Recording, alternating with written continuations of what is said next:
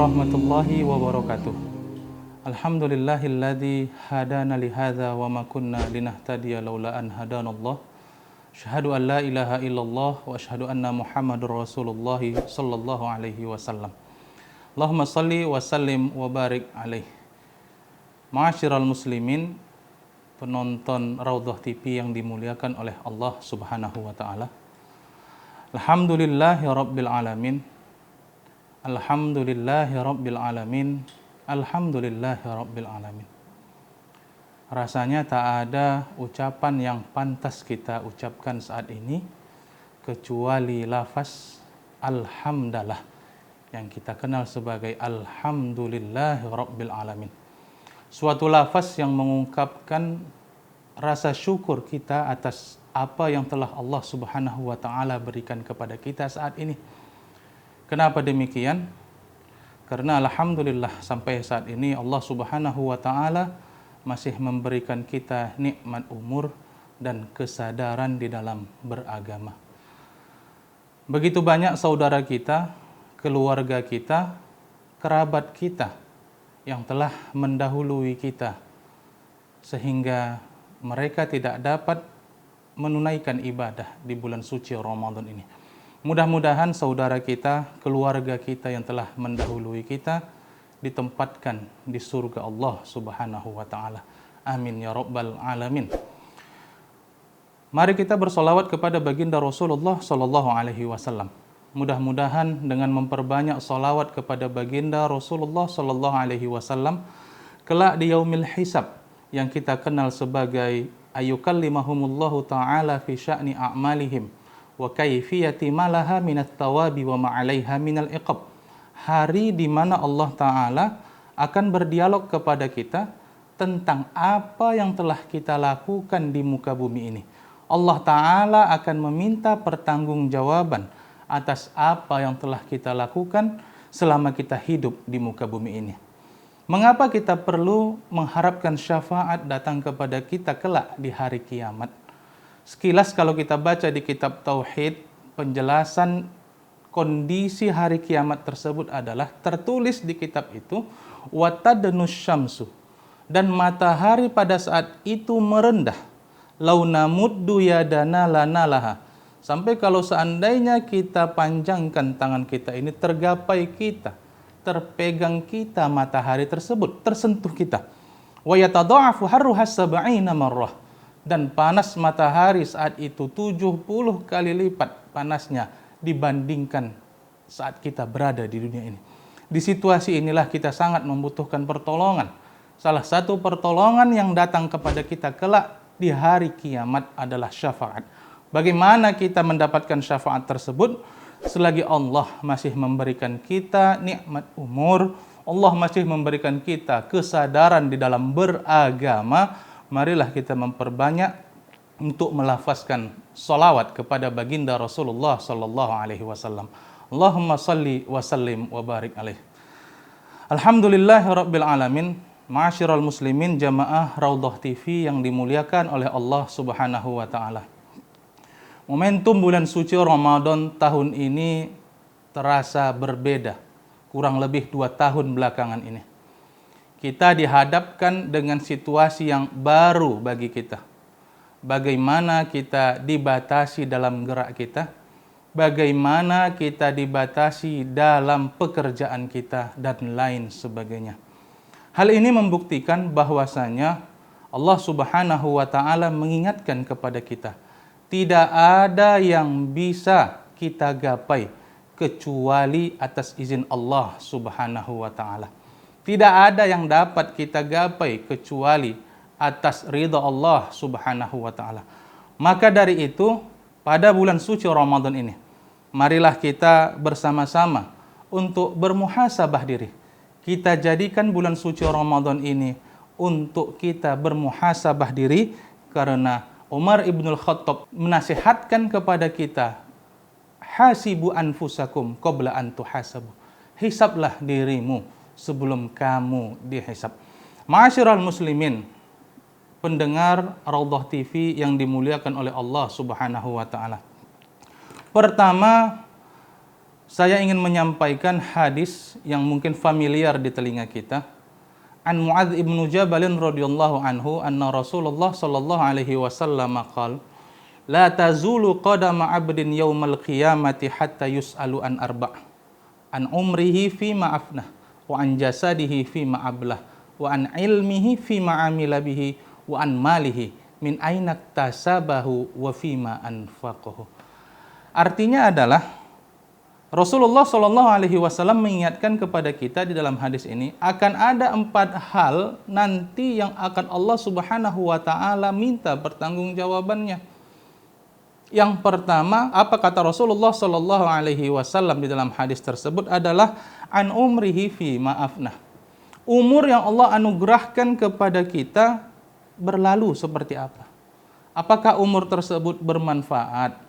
Apakah umur tersebut ternyata membawa mudarat kepada diri kita, keluarga kita, lingkungan kita? Na'udzubillahi min dzalik.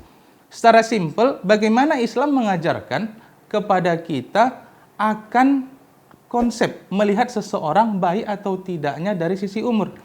Islam mengajarkan kepada kita, tatkala seseorang Allah anugerahkan nikmat umur kepadanya, semakin banyak, semakin panjang nikmat umur tersebut ada pada dirinya, semakin baik pula akhlaknya, maka itulah sebaik-baik manusia. Dan na'udzubillah, sebaliknya, orang yang paling buruk adalah tatkala Allah Subhanahu wa Ta'ala anugerahkan nikmat umur yang panjang kepadanya, semakin panjang pula nikmat umur tersebut, semakin buruk akhlaknya. Na'udzubillah, inilah seburuk-buruk manusia. Khairun nasi man tala umruhu wa hasuna amaluhu wa syarrun nasi man tala umruhu wa sa'a amaluhu. Pemirsa Raudhah TV yang dimuliakan oleh Allah Subhanahu wa Ta'ala. Adapun peringatan yang kedua yang Rasulullah Shallallahu alaihi wasallam sampaikan kepada kita adalah mengenai penggunaan terhadap jasad kita. Wa an jasadihi fi ma ablah. Jasad yang ada pada diri kita ini menua seperti apa? Allah Subhanahu wa Ta'ala mengingatkan kepada kita di dalam surah Al-A'raf ayat 179. Allah Subhanahu wa Ta'ala mengingatkan kepada kita di dalam firman-Nya. Allah Ta'ala berfirman, A'udzu billahi minasyaitonir rajim, bismillahirrahmanirrahim. Walaqad dzara'na li jahannama katsiran minal jinni wal insi. Lahum qulubun la yafqahuna biha wa lahum a'yunun la yubsiruna biha wa lahum adhanun la yasma'una biha ulaika kal an'am bal hum adallu ulaika humul ghafilun. Yang artinya adalah api neraka jahanam nanti akan banyak dihuni oleh golongan jin dan manusia. Manusia yang seperti apa yang akan menghuni neraka kelak? Yang pertama yang Allah anugerahkan hati kepadanya, akan tetapi tidak digunakannya hati tersebut. Tidak dimanfaatkannya hati tersebut untuk menyerap ayat-ayat suci Al-Quran. Tidak digunakannya hati tersebut untuk menyerap firman-firman Allah Subhanahu wa Ta'ala, sehingga hatinya keras dan tidak akan pernah mendapatkan hidayah dari Allah Subhanahu wa Ta'ala. Na'udzubillahi min dzalik. Ini yang dikatakan walahum qulubun la yafqahuna biha. Kemudian yang kedua, walahum a'yunun la yubsiruna biha.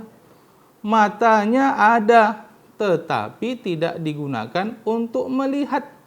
Secara zahir ada matanya, tetapi mata tersebut lebih banyak dimanfaatkan untuk melihat hal-hal yang negatif, sehingga mendatangkan mudarat kepada dirinya, keluarganya, dan lingkungannya. Na'udzubillahi min dzalik. Kemudian walahum adzanun la yasma'una biha. Telinganya pun ada Allah Ta'ala berikan.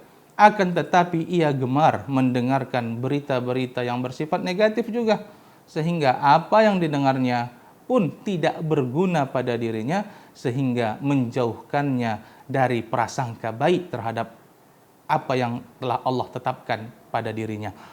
Maka kata Allah Subhanahu wa Ta'ala, kalau ada manusia yang memiliki hati tapi hatinya tidak dapat dia gunakan, ada manusia yang Allah Ta'ala anugerahkan kepadanya penglihatan tetapi dia menggunakannya untuk hal yang negatif. Begitupun dengan pendengarannya. Allah Ta'ala jelaskan, ulaika kal an'am.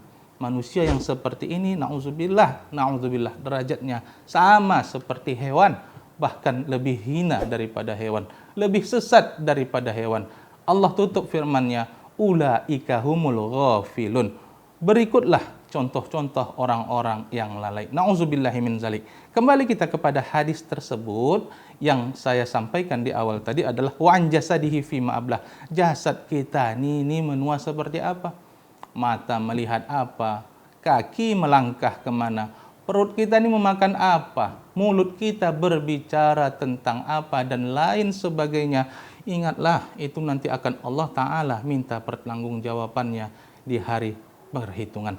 Ma'asyiral muslimin, jamaah Raudhah TV yang dimuliakan oleh Allah Subhanahu wa taala. Yang ketiga, apa kata Rasulullah sallallahu alaihi wasallam di dalam hadis tersebut adalah wa an ilmihi fima amila bihi. Ilmu yang Allah anugerahkan kepada kita. Allah anugerahkan nikmat ilmu kepada kita, kemudian ilmu tersebut kita gunakan untuk apa?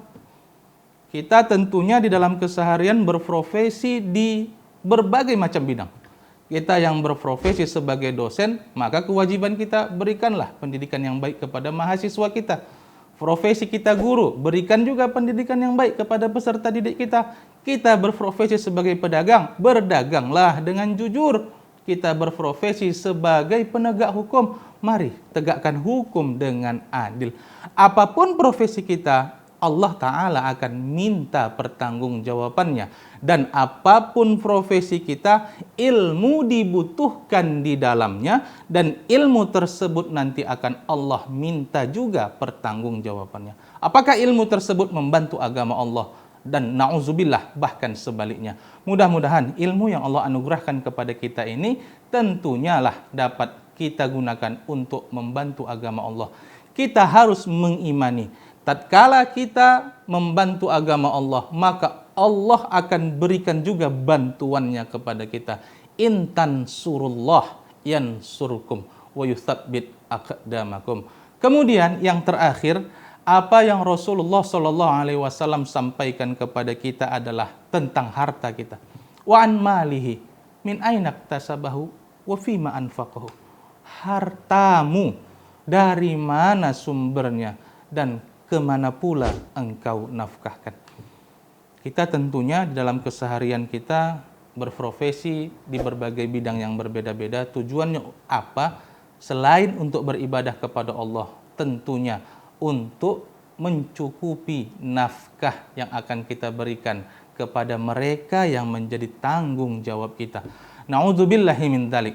Kalau seandainya hati kita tidak terusik dengan memberikan nafkah yang sumbernya tidak jelas kepada mereka yang menjadi tanggung jawab kita, maka apa yang kita berikan itu, na'udzubillah, tidak akan ada keberkahan sedikit pun di dalamnya. Inilah selaras dengan firman Allah Subhanahu wa taala, "Wala in kafartum inna adzabi lasyadid." Maksud azab di sini adalah bukan hanya siksaan fisik saja, akan tetapi azab di sini tatkala Allah berikan nikmat kepada kita, maka tatkala itu juga Allah cabut keberkahan yang ada pada rezeki kita. Maka tidak heran kita melihat banyak orang yang punya rezeki yang banyak akan tetapi tidak tenang hatinya, punya rezeki yang banyak akan tetapi tetap merasa kekurangan dan lain sebagainya. Artinya dia tidak mensyukuri nikmat Allah Subhanahu wa taala dengan benar. Kemudian kemana pula kita nafkahkan? Wa fima anfaqahu. Kemana pula kita nafkahkan harta kita? Tentunya lah kita keluarkan nafkah kita ini kepada hal-hal yang bersifat positif, yang diridhoi oleh Allah Subhanahu wa taala. Kesimpulannya adalah 4 hal ini, umur kita, jasad kita, ilmu kita, dan harta kita harus ada usaha di dalam melengkapi untuk mencapai kesempurnaan di dalam penggunaan 4 nikmat Allah Subhanahu wa taala ini. Bagaimana kita ingin memaksimalkan 4 nikmat yang Allah taala berikan kepada kita ini? Tentu kita membutuhkan pertolongan dari Allah Subhanahu wa taala. Nah, sekarang bagaimana adab meminta kepada Allah. Sedangkan kita meminta kepada sesama manusia, tentu kita membutuhkan adab.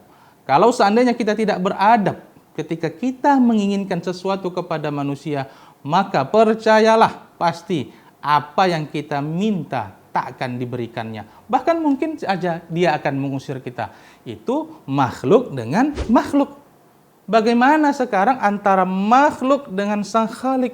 Tentu ada adabnya. Bagaimana adab meminta kepada Allah Subhanahu wa taala? Setiap hari Allah Ta'ala mengingatkan kepada kita di dalam potongan surah Al-Fatihah yang selalu kita baca ketika kita salat. Apa kata Allah Subhanahu wa taala? A'udzu billahi minasyaitonir rajim. Bismillahirrahmanirrahim. Iyyaka na'budu wa iyyaka nasta'in. Artinya apa?